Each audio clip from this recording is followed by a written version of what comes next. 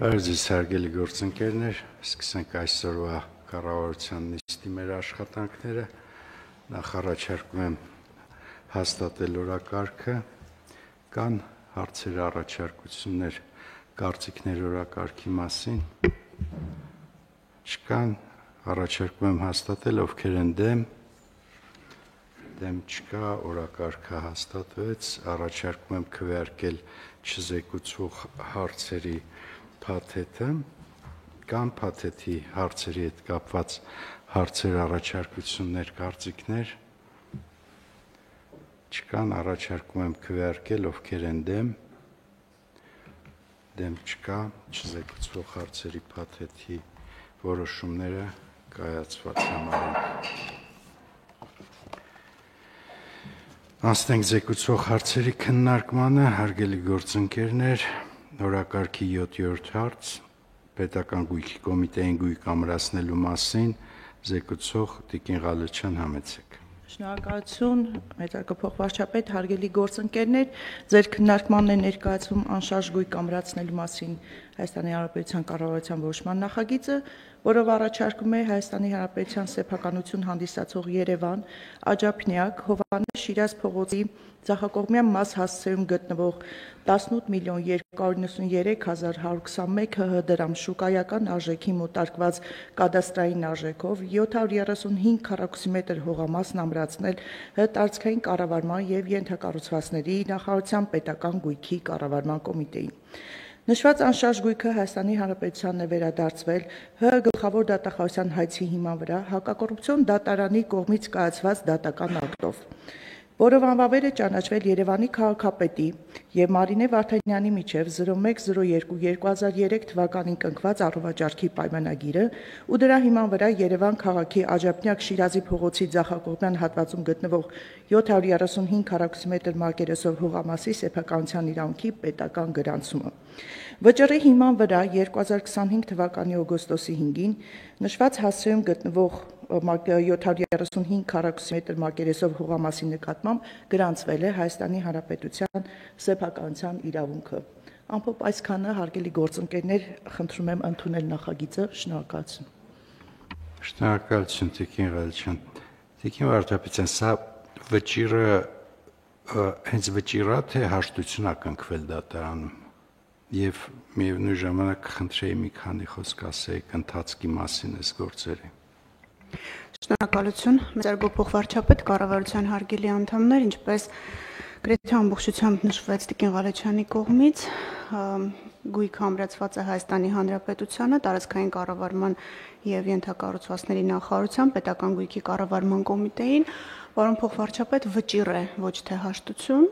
վճիռը մտել է օրինական ուժի մեջ, հիշեցնեմ, որ սա պետական շահերի պաշտպանության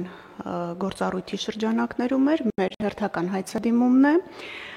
փոխկապակցված է քրեական վարույթի հետ, որը քննվել է հակակոռուպցիոն կոմիտեում, դատարանը մեր հայցը բավարարել էր, անվավեր էր ճանաչել Երևանի քաղաքապետի և ֆիզիկական անձի միջև 2003 թվականին կնքված առողջարքի պայմանագիրը, կիրառել էր անվավերության հետևանքներ, սա կանխատեսելով այն հարցը, թե ինչու ենք ամրացնում տարածքային կառավարման նախարարությանը և ոչ թե Երևանի քաղաքապետանին ենք վերադարձնում, մարզի կարգավիճակ ուներ, դատարանը իր վճռով վերականգնում է մինչև խախտումը առկա իրավահարաբերությունը։ Նաև մի փոքր պարզաբանեմ, թե ինչու ենք մենք նշում ձախակողմյան հատված, որովհետև փողոցի այդ հատվածը չունի կոնկրետ հասցե, թվով կամ կոտորակով, դրա համար հատվածը ուղղակի հստակեցված է մակերեսը, նաև նշեմ, որ հողամասն ունի նպատակային նշանակություն բնակավայրերի, այսինքն ի տարբերություն նախորդիվ մեր ամրացրած գույքերի, որոնք ենթակա չէին կառուցապատման, ենթակա չէին մասնավորեցման, այստեղ նպատակային նշանակությունը ինքնին հակառակի մասին է խոսում և այսուհետ կլինի պետական գույքի կառավարման կոմիտեի տնօրինության ներքո, ըստ այդմ արդեն կառավարությունը իրավազոր է որոշելու գույքի ճակատագիրը, ըստ այդմ նաև ճակատագիրը որոշելուց հետո տալ նաև կոնկրետ հասցե։ Պարոն փոխվարչապետ, կարճ նաև նշեմ, թե ինչ աշխատանք է այս ընթացքում իրականացված, հենց պետական ու համայնքային շահերի պաշտպանության գործառույթի շրջանակում մենք վերջին 9 ամիսները ամփոփել ենք և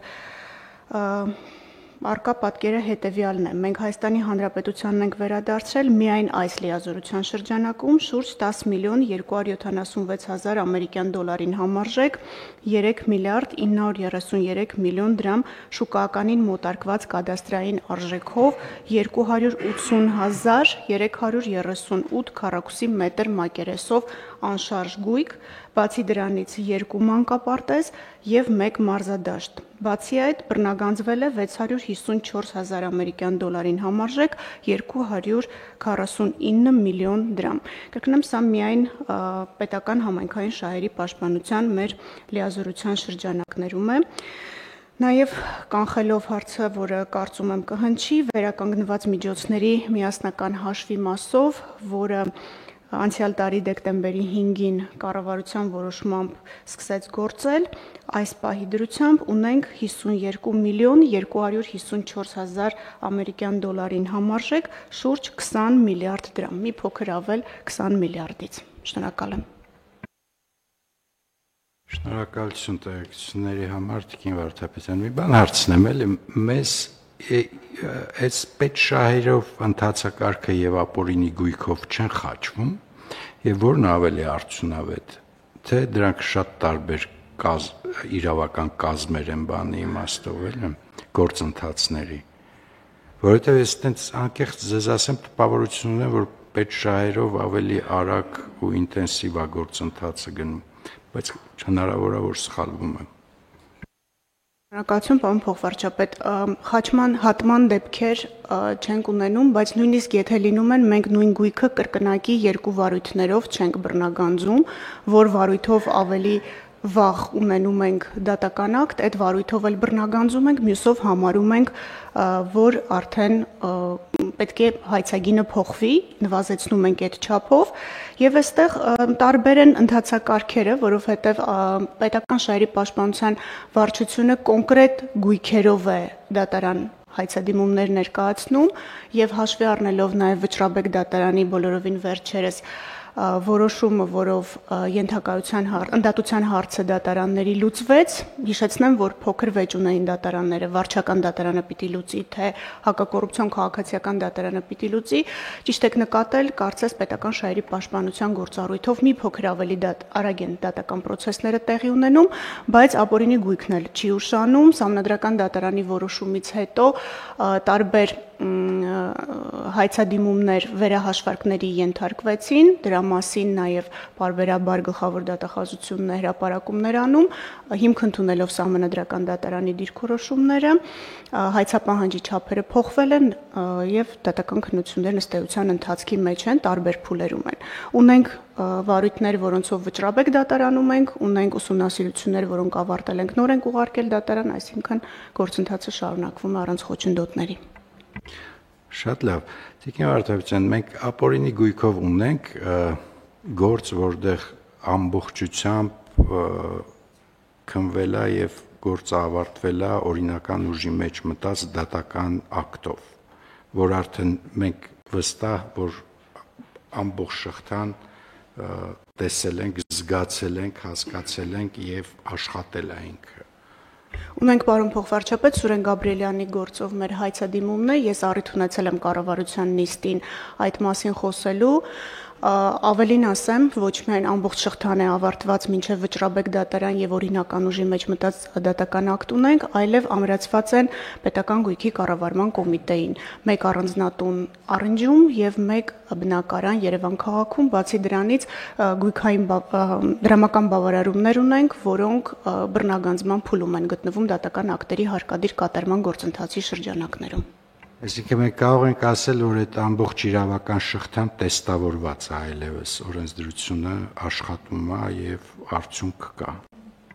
Այո, պարոն փոխվարչապետ, նաև դրան եկավ համալրելու Սահմանադրական դատարանի դիրքորոշումը, որը ել ավելի հստակեցրեց մեզ համար օրենքի կիրառման շրջանակները, բացի այդ մի շարք հայցերով մենք էլ ենք բողոքարկել Վճռաբեկ դատարան եւ ակնկալում ենք նաև Վճռաբեկ դատարանի դիրքորոշումը, որը ավելի կկոնկրետացնի նորմի կիրառումը եւ ավելի կանխատեսելի կդարձնի ինչպես մեր կողմից հայցերի ներկայացման շրջանակը, այնպես էլ պատասխանողների համար իրենց հնարավոր արդյունքները դատական քննության գործընթացի ավարտից հետո։ Շնորհակալություն Տիկին Վարդապետյան, խնդրեմ հարգելի գործընկերներ, կան հարցեր չկան, առաջարկում եմ ընդունել որոշում, ովքեր են դեմ չկա, որոշումն ընդունվեց, շնորհակալություն Տիկին Ղալիչյան, հաջորդ հարցը օրակարգի 9-րդ հարցն է հիպոթեկային վարկերի տոկոսների վերադարձման գումարների ավելացման մասին, պարոն Հակոբյան համեցեք։ Շնորհակալություն մեծարգո փոխվարչապետ, հարգելի գործընկերներ, հարցը վերաբերում է պետական բյուջեի, այս տարվա պետական բյուջեի մասին օրենքում վերաբաշխում փոփոխություններ կատարելուն, մասնավորապես խոսքը հիպոթեկային վարկի վճարված տոկոսների գումարի վերադարձի գծով միջոցառման գծով միջոցների ավելացման անհրաժեշտության մասին է։ Նշեմ, թե ինչով է պայմանավորված միջոցների ավելացումը։ Նախ 25 թվականի հունվարի 1-ից գիտենք բոլորս, որ ուժի մեջ են մտել հիպոթեկային վարկի տոկոսների մարմանն ուղղվող եկամտային հարկի վերադարձի համակարգի սահմանափակումները,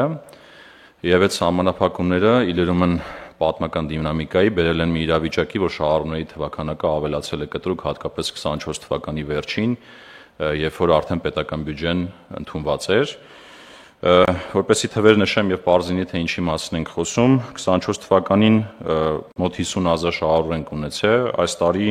արդեն 62,000, այսինքն 12,000-ով շահառուների թվականակը աճել է, եւ շահառուների թվականակի աճով պայմանավորված տարվա ընթացքում անհրաժեշտություն է եղել միջերամսյակային վերաբաշխումներ անել գումարների, մասնավորապես 25 թվականի բյուջեով 84 միլիարդ ենք նախատեսած եղել, եւ այդ 84 միլիարդից արդեն հունվար-սեպտեմբեր ամիսներին 70 միլիարդ ծախսել ենք, եւ 70 միլիարդը, որպեսի թվի կարգը մեզ հուշի, թե ինչի մասին է խոսում, դա ավելի մեծ է, քան անցած ամբողջ տարվա ընթացքում, անցած տարի մենք ունեցել ենք 69 միլիարդ, եւ հիմա այս միտումները հաշվի առնելով պատշաճ միջոցներ ունենալու եւ մեր այս ծրագրից օգտվող մեր քաղաքացիներին պատշաճ աջակցելու համար անհրաժեշտություն կա եւս 12.6 միլիարդ դրամով ավելացնել մեր տարեկան ծրագիրը, որը առաջարկում ենք կատարել պետական բյուջեի առանձին ծրագրերի խնայողությունների հաշվին եւ դրա արդյունքում տարվա արդյունքում կհասնենք մոտ 100 միլիարդ դրամի, ավելի կոնկրետ 97 միլիարդ դրամի, եւ դա նշանակում է ըստ էության կանխատեսվում է այս պահին մոտ 28 միլիարդ դրամով ավելացում 2024 թվականի համեմատ, որը որպիսի աճ կամ նմանատիպ աճ երբևէ չի գրանցվել այս ծրագրի մեկնարկից ի վեր։ Այսքանը խնդրում եմ հաստատել։ Շնորհակալություն, պարոն Հակոբյան։ Հիմա եթե մենք այսքան հատկացնում ենք տոկոսների վերադարձին, դա նշանակում է ընդհանուր պորտֆելը, որը այս ծրագրով խթանվում է, ինչքան է կազմում, երևի պարոն Գալստյանն էլ կօգնի, սա